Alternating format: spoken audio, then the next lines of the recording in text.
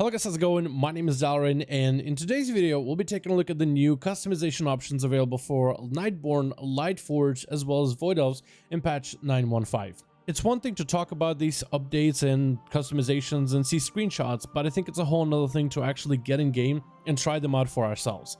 So in this video, I'll be showing you everything that is new for all these allied races. This isn't a final list, and potentially Blizzard will add more. It looks like they've been pretty crazy with some of the different customizations. So if you want to let me know in the comments, what else do you think they should add in terms of customizations for any of the allied races in this video, or any of the ones that we haven't talked about yet. But let's take a look at the changes. We'll first start off with the Nightborne because I play in Nightborne, so I'm super excited to see some of the changes they've gotten. Taking a look at them on PTR, it looks like we have a lot more skin options rather than just the first starting 3. There's a lot more choices there, as well as a whole another layer of different face presets for Nightborne as well. So they basically double the amount of faces you can pick from when creating your character. In the hair department, they've added a ton more options, particularly for the females, and a lot of them are unique. I was expecting for them to maybe reuse some of the hair options for Blood Elves or maybe even Night Elves because they kind of have the same structure, skeleton, but I don't think a single race in WoW has the Karen cut, and now the Nightborne do. It's really cool to see that they actually got some really unique haircuts. None of them are copy-paste from others, maybe except the pigtails. That's very similar to the Night Elves, but it's also different still in some way to the Nightborne. Then for hair color options, they got a lot more hair colors to work with rather than the originals. They really had a limited choice, and it looks like they've gotten some really unique ones with some of the more darker colors. And you also have new eyebrow options. Like the Night Elves, you have Nightborne with the long, medium, and short.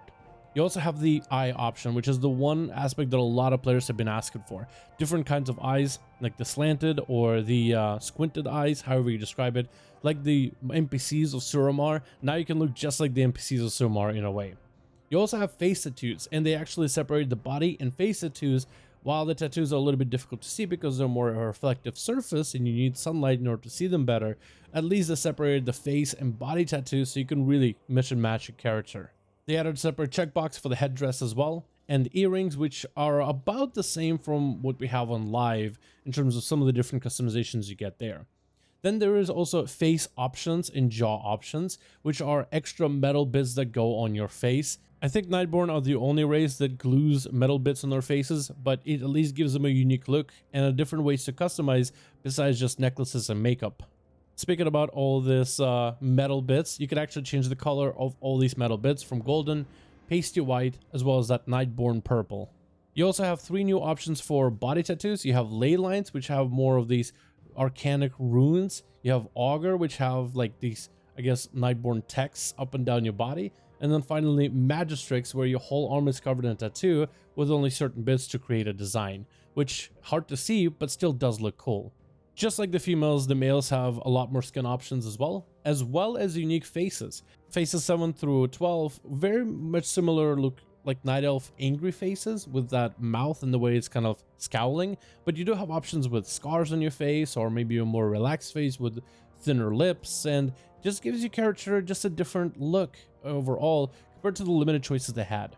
The hair options, just like the females, the males have a lot of options. There is the man bun, you got the undercut, you have the layered, there's even one that looks like Link from Zelda. A lot of good options, and does add a lot of unique stuff. I again thought they were just going to copy some from Night Elves and kind of paste them on the heads of Nightborne, but a lot of them do look good, a lot of them do look unique.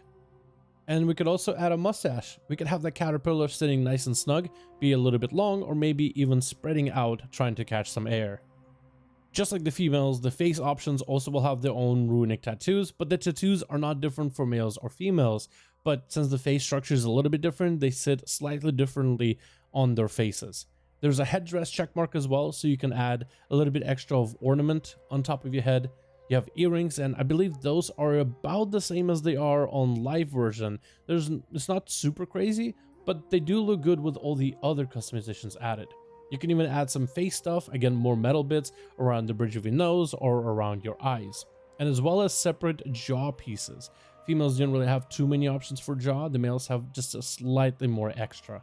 For the chin decoration, it can either be hair to give you a bit of a soul patch or maybe a sliver, but also it could just be metal bits on your face. which again add to that unique cool look. If you ever want to have a metal beard on your Nightborne, you could do it if you wanted to in the next patch. And just like the females, you have also the same body tattoos as well.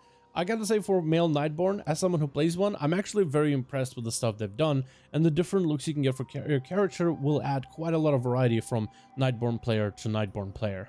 For the Alliance, we're gonna start off with the Lightforged Draenei. Both the male and the female Draenei got different skin options. It doesn't look like they got any new face options with this patch at all, but potentially in the future they could. For the female Lightforged, the hair and the horns are separate, and there's a lot more choices in what you can pick.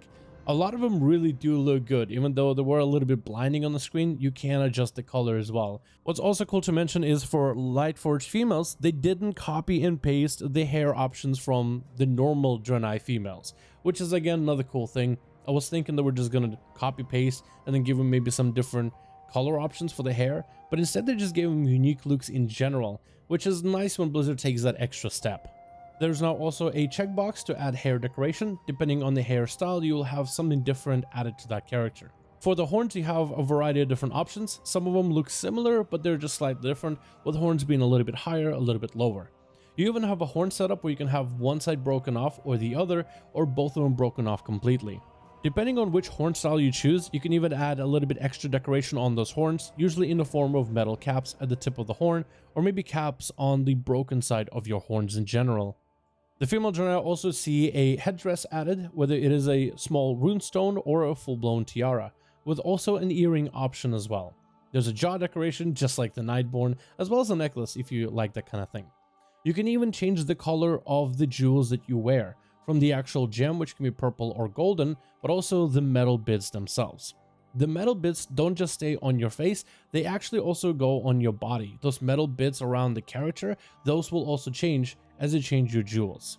The tattoos are not a thing new, but the tail is. Like the Lightforged Draenei, you can change the size of your tail as well as if it's decorated or not. Moving on to the male Draenei, what's unique about them are some of the different hair options.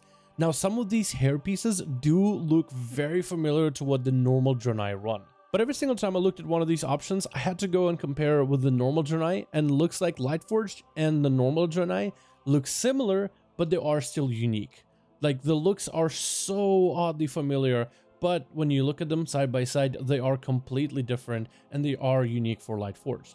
Some of the choices for Lightforged have horns, and those choices can also add extra decorations at the tips of those horns, usually caps for the ends as well as other jewels. The hair color options are the same as the females, and in some cases with the beards they can stand out a bit more. Speaking of the beards, they really gave them a lot more options. Instead of the 5, I believe, that they normally have, they added them a couple more with a bit of variation between the mustache, between the chin, between the sides, between the full-blown beard, or maybe like a combination of a bunch of them.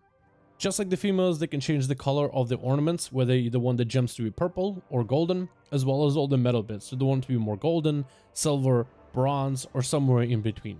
And for the males, tattoos, while are the same, the tails, like the normal Draenei, can also be short or long. Then we have a quick update for the Void Elves. For the males and the females, you have a couple different options, like normal hair colors or similar hair colors to Blood Elves. You have plain options instead of all the voidy effects.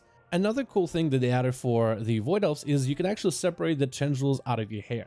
You could choose to have tendrils so your character can look more corrupted, or remove them completely. So your ponytails, while looking messy, will just have that tendril missing completely. The ears also, just like the normal Blood Elves, have a long, medium, and short version, and yes, short still does look a little bit funny.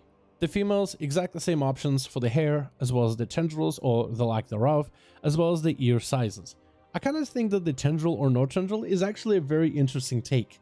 I mean, in a way, you're kind of removing something out of the character, but you can have your Void Elf a little bit more corrupted for N'Zoth and Void influence, or a little bit less corrupted, which I think adds a nice bit of touch.